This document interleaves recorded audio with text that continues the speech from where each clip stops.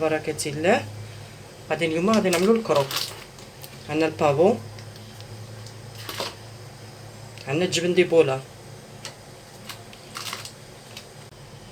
وعندنا هاد الخبز هذا بوستادا. عندنا هاد البوستادا هادي، وإلا ما كانش كنعوضوها بالخبز المقلى ولا اللي كان عندنا في الدار، كنقطعوها هيدا مربعه وكنعملوها. وعندنا 3 البيضات، عندنا 3 البيضات، 3 البيضات. انا غادي نوري لكم كيفاش غادي نعملوهم. بسم الله.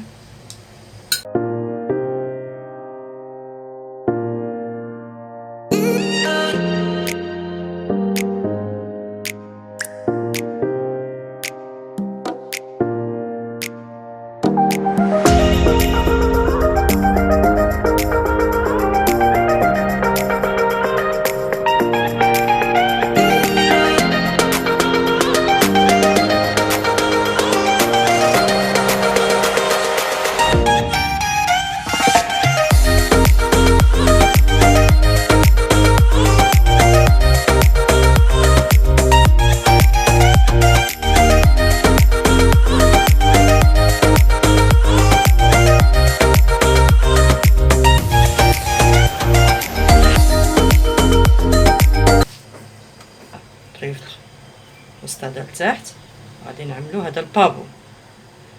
هي السر ديالها باش كتجي لذيذه هي بهذا البافو. غادي نعملو الجبن دي بولا،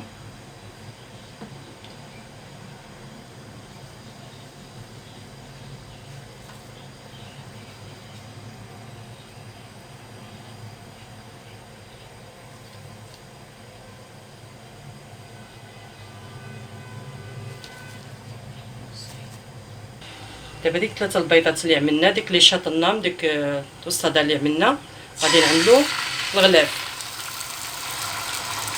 غنعملو غلاف الكروك.